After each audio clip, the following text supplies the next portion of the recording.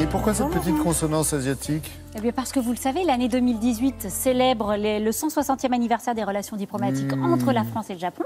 Donc pour sa fête annuelle, les Puces de Saint-Ouen ont décidé de rendre hommage, alors non seulement à ce pays qui est très... Mais à toute l'Asie. Voilà, d'une grande créativité artistique, mais aussi à toute l'Asie. Donc ça veut dire que pendant plus d'un mois, vous allez pouvoir découvrir des objets de toutes les cultures de l'Extrême-Orient, alors des porcelaines, des estampes, des lacs, des coiffes de samouraïs, tout un tas de choses. Et vous allez aussi pouvoir découvrir de très belles expositions thématiques. Alors on va vous donner un avant-goût. On a rencontré, nous, une spécialiste de l'estampe japonaise qui s'intéresse à l'estampe contemporaine. Ça, c'est très intéressant parce que l'estampe traditionnelle, on la connaît, la contemporaine, beaucoup moins.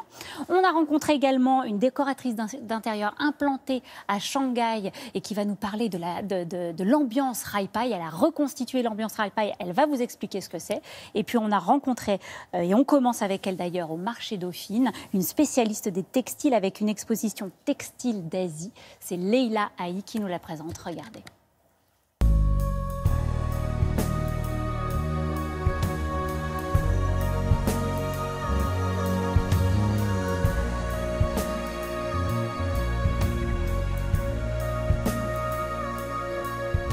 Bonjour Leila. Bonjour Mélanie. Alors vous, en tant que spécialiste des textiles anciens, vous exposez bien sûr des textiles de soie. Absolument, dont une grande partie des textiles et des kimonos chinois. Il y a cette pièce-là notamment, qui était sans doute portée par un dignitaire chinois qui fréquentait la cour impériale. Qu'est-ce qui vous permet de dire ça? Alors, vous avez la représentation des dragons et le nombre de griffes du dragon vous donnez une idée de l'importance de la personne qui allait porter le kimono. Vous avez également des fameux obi, ceintures japonaises, des obi tissés. C'est extrêmement long, ça fait 4,40 m. Donc les femmes le nouaient avec des techniques assez différentes. Il y a toute une cérémonie. Bon, écoutez Leila, je vous laisse replier tout ça. Merci Mélanie. Moi, je continue mon petit tour. Avec plaisir, à bientôt.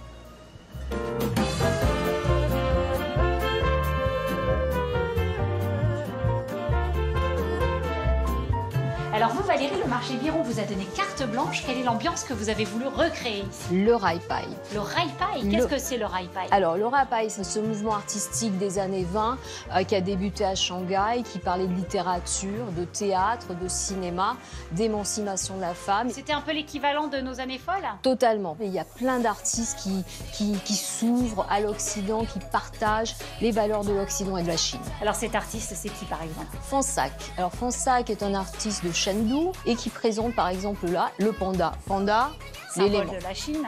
Ouais. Exactement. Mais il a quand même sa chaîne de R&B, ok. Et le cosmonaute à côté, c'est ce qui a fait l'Occident. C'est l'Occident, c'est ce qui a fait rêver quand on était petit. Et les deux sont sur leur fleur de lotus, tels des Bouddhas.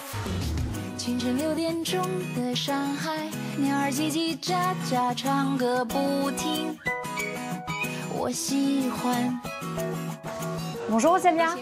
Bonjour. Ça va bien? Très bien, merci. Alors vous êtes spécialiste de l'estampe japonaise. Alors il y a de tout ici, de l'ancien, du moderne. Et là, c'est un artiste contemporain. C'est un artiste contemporain que j'adore, qui s'appelle Kato Teruide. Il est tout à fait dans le respect des maîtres anciens, dans ses aplats, dans son manque de perspective, mais il apporte une modernité dans le dessin, dans l'emploi des couleurs. Il va représenter uniquement sa ville de Kyoto avec tout ce qu'elle a de plus traditionnel.